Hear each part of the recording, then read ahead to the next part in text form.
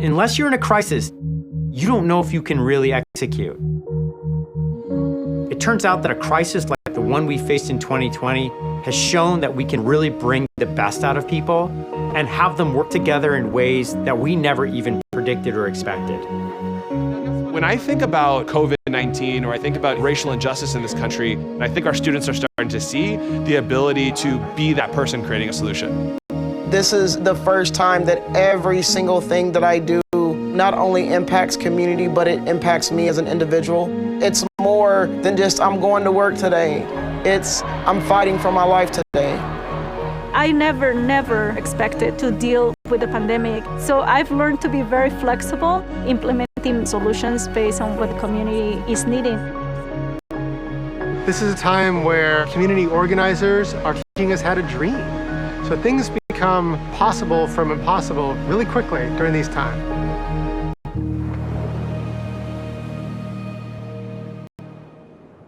At CZI, we are about building a better future for everyone. And for us, that means working within a greater ecosystem to complement all the amazing work that's already happening in science, criminal justice reform, housing, community, supporting the whole child.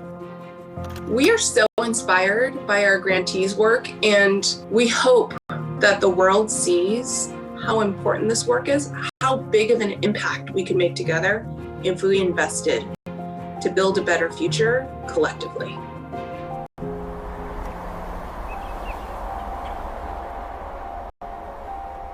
One of the things that we've been thinking hard about here at the BioHub is how we could put together a system that would detect new and emerging pathogens in a broad range of different countries around the world. Little did we know that we would need these tools right in our backyard.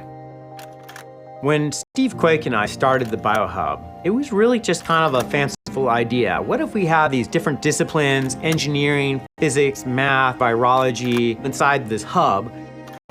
And so when COVID-19 hit, we were sort of ideally positioned to capitalize on having all those different expertises come together to work on this problem, which was how do we get fast testing to the people quick? We built a complete COVID-19 testing lab. And we did it in 8 days. We began to understand that the virus is not evenly distributed in our communities. For example, in the Mission District, we found that over 90% of the positives were from the Latinx community. And that correlated very closely with their inability to work at home only. This was incredibly important for actually forming new legislation here in California and in the city about the right to recover, being able to keep your job if you are forced to isolate and quarantine if you're positive for the virus. These are all key social determinants and social changes that are going to be necessary to really combat this virus. We're part of the community, and we have a responsibility to the community we live in. The South Coast is a geographically large community, but there's only about 5,000 residents in the area. There's about half of the people that are Anglos and half of the people that are Latinos. A lot of them are first-generation immigrants, or some of them the sons and daughters of immigrants. The main industry is definitely agriculture. Puente is a nonprofit organization that serves the South Coast, and we provide health programs, education, and economic security services. The reality test, at least to me, came when I had community members telling us that they got furloughed for 40 days. And so we put a focus on the health and the economic impact. We started distributing PPE, hand sanitizer, masks, and we started a food distribution almost right away. We started testing directly at the farms and testing for community members. And so the team just wear all these different hats, and you see them all gear up with PPE, assistant directly so that we know which community members need to isolate.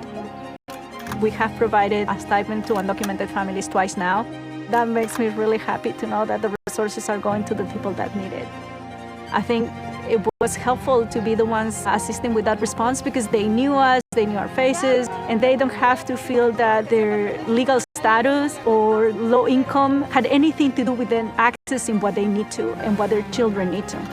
And I can bet you some of those children are going to be the leaders of our community in the years to come. Hello, kindergarten. Pilot Ed is an elementary school.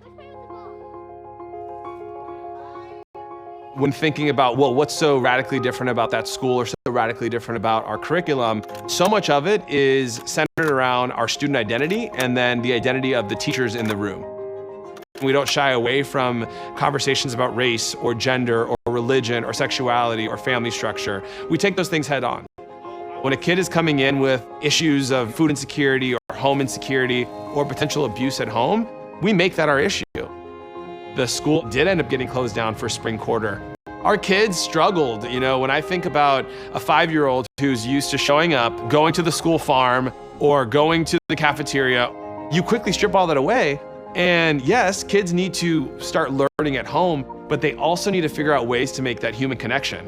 And so we had virtual fun days and eventually opened up the park next door to the school and had cooking nights and pottery nights and movies in the park nights. Because in this virtual learning environment, we have to double down on the mental and spiritual and emotional well-being of our kids too.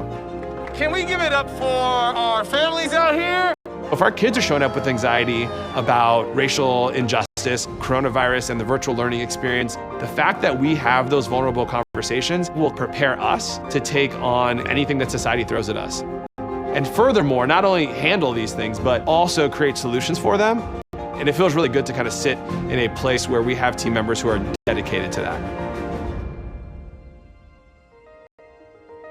Working for 15 years with youth and families and doing case management with them, I started to recognize and realize that it was deeper than that one-on-one care, that it was policies that needed to be changed.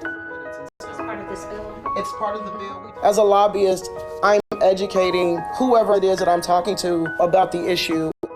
The legislators have issues that mean a whole lot to them and that they carry near and dear to their heart. But there's other things that they have no idea about because they haven't experienced them. And so what I've learned is that it's my job as a Black masculine presenting woman to walk in and stand in those gaps and show like I'm just a person and these are the issues and this is the reason why you should care about them. When COVID-19 occurred, we knew that we needed to figure out how to get people released from our local jails and prisons. We knew that if we got people released, people were still gonna need housing, people were gonna need access to health care, and we identified service providers across the state, and some of those people provided housing. Some people were having money to get people IDs and birth certificates and social security cards. And so we literally, during this time, have been able to beef up our reentry efforts here in Kentucky. I know and I understand that the community that I envision, I may not ever see it, but it's my job and my duty to paint the vision and to start doing the work and to start planting the seeds. So whatever your issue is, whatever keeps you up at night, the lack of affordable housing sits somewhere at the root of that issue. You know, if you care about racial inequality, you have to care that most white Americans own their homes, but most Black and Latino families, because of years of racial discrimination, they don't, and they're disproportionately exposed to the eviction crisis. To really understand poverty in America, we also really have to understand housing and eviction. And so we here at the Eviction Lab have built the first ever national database of eviction in America.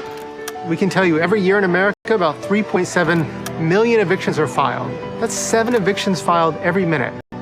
So when COVID hit, we immediately thought of renters facing eviction. And so we developed a new tool called the Eviction Tracking System, and we started tracking evictions in several cities across the country and releasing numbers on a weekly basis. And policymakers have taken notice. In fact, when the CDC released its national eviction moratorium, they cited our research. And I think that it speaks the power of data to move federal policy. So what would it mean to stop evictions? Communities would be stable.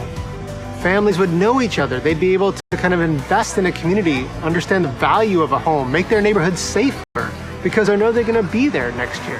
It would mean that kids would know they could go to the same school year after year. It's an investment in education. It's an investment in our communities, and it's an investment to economic mobility and social mobility.